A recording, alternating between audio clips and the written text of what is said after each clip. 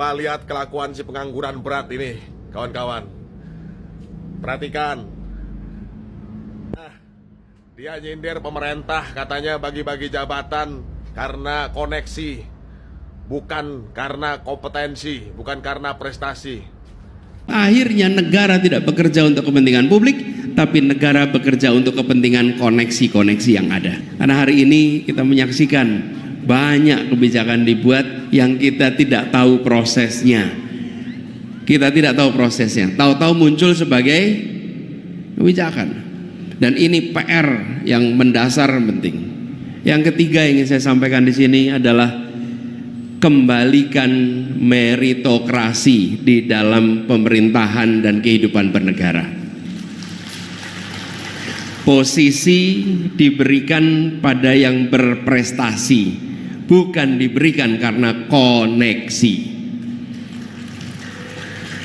Dan kita tahu banyak sekali hari ini diberikan tanggung jawab bukan karena kompetensi, bukan karena prestasi, tapi karena koneksi.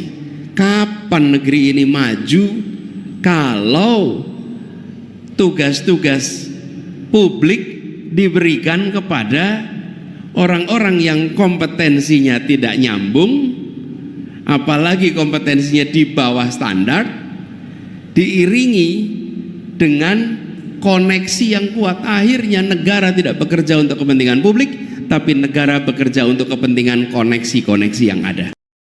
Teman-teman pernah mancing di danau? Ikan di permukaan itu mudah tertangkap, tapi ikan yang di dasar sering lewat tanpa tersentuh pancing, tidak tersentuh jaring. Nah, sistem pajak kita ini juga seperti itu. Mereka yang mudah dilacak di permukaan justru yang paling sering ditarikin. Sementara yang bersembunyi di kedalaman lolos dari jaring.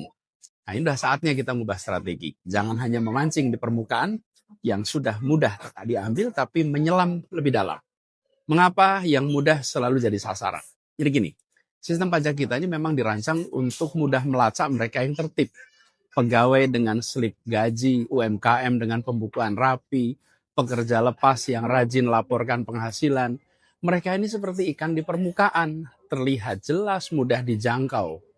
Jadi ketika negara butuh tambahan penerimaan, solusinya hampir selalu sama, menambah beban bagi yang sudah patuh, atau menaikkan pajak untuk publik luas seperti PPN atau PBB.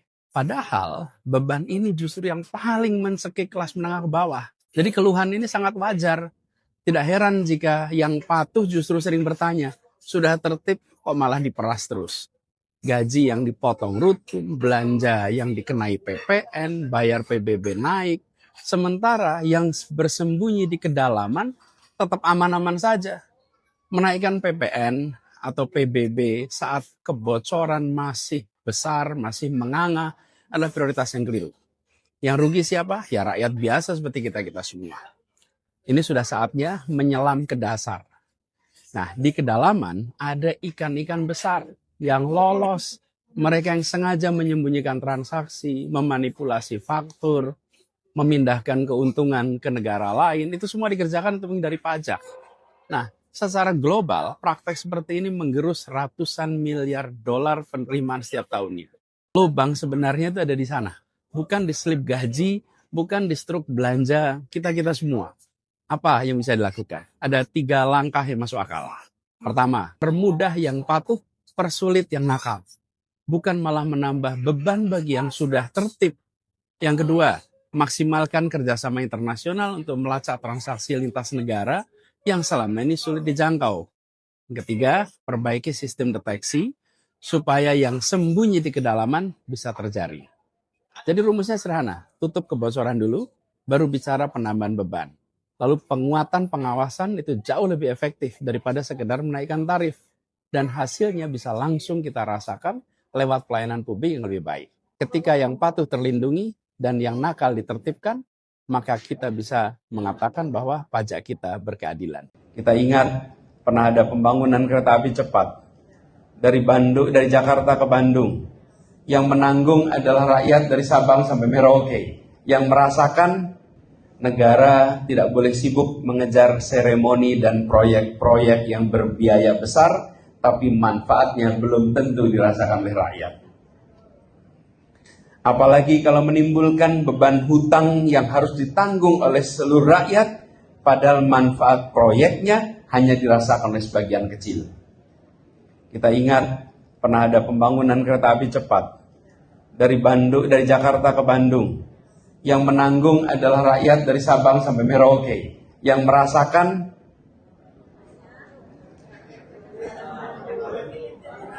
inilah contohnya. Bagaimana ke depan kita harus lebih memastikan program-program yang dibiayai oleh rakyat dirasakan oleh rakyat. Halo teman-teman, berjumpa bersama saya di Politik Dangi. Ya, kalau kita melihat kritikan Anies terhadap pemerintah, ini sangat tajam dan keras teman-teman ya. Namun tidak semua orang bisa menerima kritikannya ya. Mereka kepanasan, mereka kebingungan ya dengan kritikan Anies. Yap, bagaimana Ternak Mulyono ini teman-teman kepanasan dengan kritikan Anies terhadap pemerintah ya, tentang bagaimana pemerintah seolah-olah merekrut orang-orang yang tidak berkompetensi, kata Anies ya, yang tidak ahli di bidangnya, itu direkrut untuk menjadi dan menempatkan posisi-posisi yang strategis ya. Ini adalah kritikan Anies. Namun para pendukung Termuli teman akhirnya kepanasan juga dengan apa yang Anies katakan ya. Dan seolah-olah dosa-dosa Anies mereka bongkar pada saat jadi gubernur Jakarta ya. Ya itu sih sah-sah saja ya. Tapi apa yang Anies katakan ya memang benar teman-teman. Apa yang terjadi saat ini ya, kalau kita melihat bagaimana kementerian di pemerintahan Pak Prabowo ini paling banyak teman-teman ya. Pemerintahan Pak Prabowo paling banyak menterinya, paling banyak pejabatnya ya, bahkan badan-badan yang dibuat juga ya. Itu adalah kritikan Anies Baswedan yang sebenarnya membangun ya, sebenarnya memberikan masukan yang baik, memberikan saran yang baik. Kemudian tidak jarang juga sindiran kritikan Anies ini ya direspon oleh istana juga ya. Contohnya kemarin waktu Anies mengkritik bahwa Pak Prabowo Presiden Indonesia itu sudah lama tidak berkunjung ke luar negeri ya. Akhirnya apa? Istana merespon teman-teman, dan akhirnya Pak Prabowo pergi ke PBB ya untuk membuat atau menyampaikan pidato di sana. Itu kan hasil kritikan Anies. Jadi hal-hal yang positif seperti itulah yang perlu kita ambil ya. Jadi para termul pasti nggak mikirnya ke sana teman-teman. Mikirnya sih jalan-jalan aja. Ya itulah gunanya negara demokrasi. Ada yang menyindir, ada yang mengkritik ya. Apalagi Anies sekarang kan bukan pejabat publik. Beliau adalah orang biasa, warga sipil biasa yang mempunyai tanggung jawab juga terhadap bangsa dan negara, dan memberikan kritik-kritikan ya, masukan kepada pemerintah supaya pemerintah berjalan dengan baik, efisien, berjalan dengan sesuai dengan koridor ya kan, membela rakyat. Itulah yang dilakukan. Bagaimana menurut kalian?